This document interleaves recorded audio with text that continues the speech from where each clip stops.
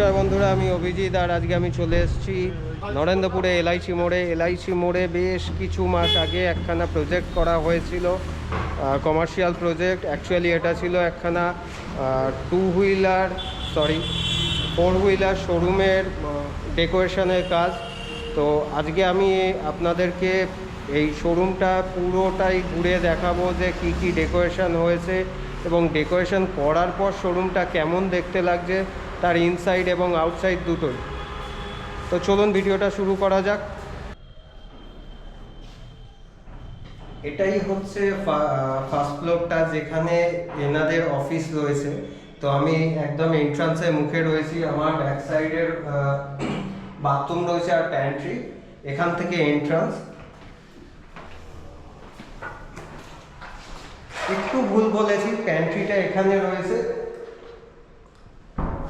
এখান থেকে শুরু।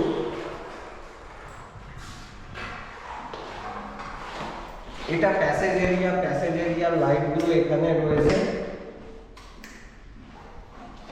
ফার্স্টেই যে রুমটা সেটা হচ্ছে কাস্টমার রুম, মানে যেখানে কাস্টমার এসে বসতে পারবে। এবং এইখানে আমি বলবো একটু দেখাতে, এটা হচ্ছে ডিসপ্লে এরিয়া, পুরোটা গ্লাস ডোর দিয়ে করা, রিমলেস গ্লাস ডোর দিয়ে। এখানে বেশ কিছু গাড়ির ট্রিটমেন্টের প্রোডাক্ট রয়েছে, সেই প্রোডাক্টগুলো এখানে ডিসপ্লে করা রয়েছে এবং তার লোগো উপরে রয়েছে। আর জাস্ট ঠিক এর অপোজিট সাইডে এই জায়গাটা একটা খুব সুন্দর এবং আরামদায়ক বিশাল বড় সাইজের একটা সোফা রয়েছে, যে সোফাটাকে পুরোপুরি এল শেপ বলা যাবে না, কারণ কর্নারটা এর রাউন্ড করা। এবং আমি বসে দেখাচ্ছি, বেশ কমফোর্টেবল।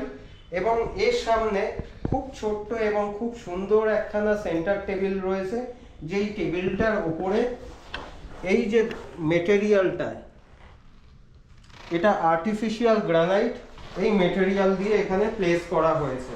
এবং এর তলায় এর তলাতে ম্যাগাজিন রাখার জন্য বা নিউজ পেপার রাখার জন্য ব্যবস্থা করা রয়েছে। এটা খুব ছিমছাম ভাবে করা হয়েছে এবং বুঝতেই পাচ্ছেন একটা 10x11 রুমে কতখানি স্পেস মনে হচ্ছে। জাস্ট শুধু এই দুটো ফার্নিচারকে আমরা এখানে রেখেছি। আমি এবার চলে এসেছি এনাদের যে অফিসিয়াল কাজকর্ম করা হয় সেই রুমটাকে। আমার এই রাইট হ্যান্ড সাইডে দুখানা টেবিল রয়েছে এবং এই টেবিলের মাঝখানে রয়েছে একখানা ছোট্ট ফাইল ক্যাবিনেট। এখানে বেশি কিছু করা হয়নি, 3 থেকে 4 জন যাতে বসে কাজ করতে পারে, অ্যাকাউন্টসের কাজ বা বিলিং এর কাজ, তার জন্য এটা মেইনলি করা। এইখানে ফার্নিচারগুলোর মধ্যে এটাতে ক্লায়েন্টের একটা রিকোয়ারমেন্ট ছিল যে আমি এই জায়গাটায় লুভার্স লাগাবো, সেই জন্য এই জায়গায় লুভার্স লাগিয়ে ডিজাইন করা হয়েছে। এবং বাকি ফার্নিচারগুলোতে, বাকি যে টেবিলগুলো রয়েছে সেই টেবিলগুলোতে কিন্তু লুভার্স লাগানো হয়নি।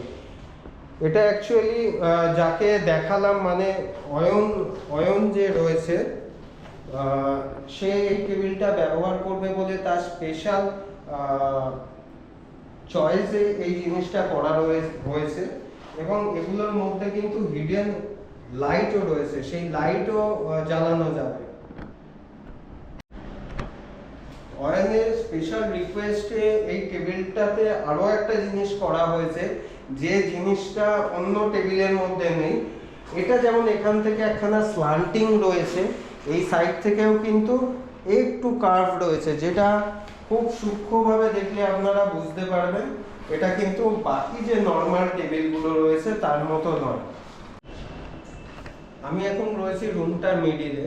তো রুমটাকে আমার সোজাসুজি হচ্ছে এন্ট্রান্স,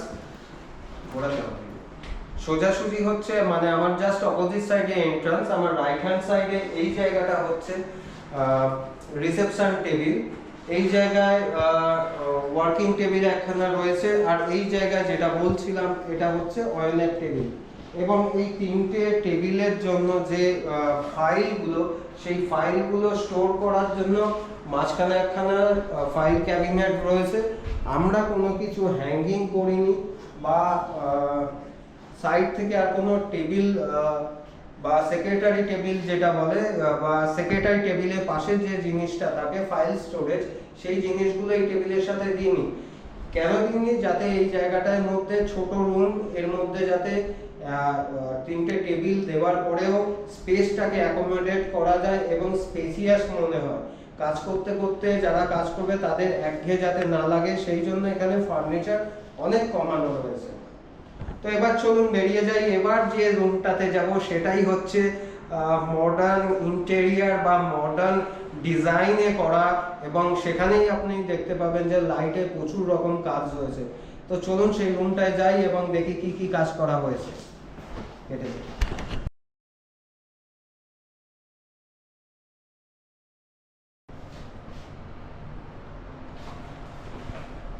আমি রয়েছি এখন এমডি রুমে, যেটা নিয়ে এতক্ষণ ধরে বলছিলাম আপনাদেরকে।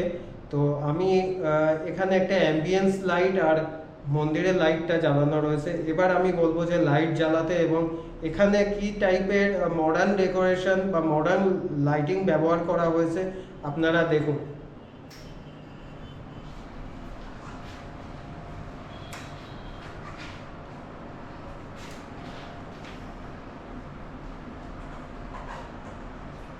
বেসিক্যালি আমরা সিলিং এ যেটা করেছি হানিকাম ডিজাইন। এটা প্রোফাইল লাইট দিয়ে করা হয়েছে। এই এই প্যাটার্নটা মেইনলি ব্যবহার করা হয় জিম বা এই জাতীয় কোনো কমার্শিয়াল জায়গায়, কিন্তু এইখানে আমরা ব্যবহার করেছি একটা এক্সপেরিমেন্ট করার জন্য। অবশ্যই ক্লায়েন্ট আমাদেরকে এনকারেজ করেছে এরকম ডিজাইন করার জন্য, এবং আমরাও সেই জিনিসটা করেছি। করার পর এই লুকসটা দেখুন এখন লাইট জ্বালানোতে কেমন লাগছে। এবং এই প্রোফাইল লাইট শুধু সিলিং এ নয়, এটাকে কন্টিনিউ করেছি আমরা আমাদের রাইট হ্যান্ড সাইডে। এই জায়গায় একখানা টিভি বা মনিটর বসানো হবে, সেই জায়গায় তার লেফট হ্যান্ড সাইডে এবং রাইট হ্যান্ড সাইডে দুটো জায়গায় প্রোফাইল লাইট লাগানো হয়েছে, এবং এই লাইটের গ্লো থেকে আপনারা বুঝতে পারছেন যে এখানে লাইট লাগানো হয়েছে। এছাড়াও এইখানে একটা ফাইল ক্যাবিনেট কাম ডিসপ্লে ইউনিট করা রয়েছে, যেখানেও আমরা প্রোফাইল লাইট ব্যবহার করেছি।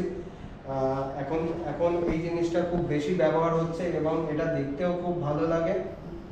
সিম্পল জিনিস, কিন্তু এই সিম্পল জিনিসটাই কিন্তু খুব সুন্দর একখানা লুকস নিয়ে চলে আসে। এবং এই সেলফগুলোর তলাতেও একখানা লাইট অ্যান্ড শ্যাডো এফেক্ট দেওয়ার জন্য এখানেও আমরা এই প্রোফাইল লাইট ব্যবহার করেছি।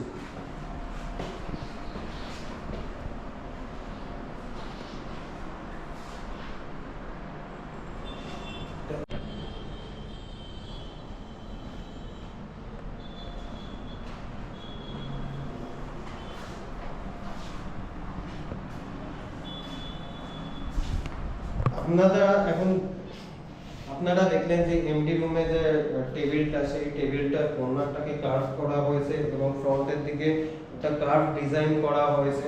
এইখানেও কিন্তু প্রোফাইল লাইট রয়েছে, এখন জ্বালানো সম্ভব হচ্ছে না, কিন্তু এখানেও লাইটের ব্যবস্থা আমরা করে দিয়েছি যে লাইটটা জ্বালানো যাবে। এবং এছাড়াও এই রুমটার মধ্যে আরো অনেক নতুন জিনিস ব্যবহার করা হয়েছে, যেমন এই যে যে জিনিসটা দেখতে পাচ্ছেন, এই জিনিসটা অ্যাক্রিলিক শীট।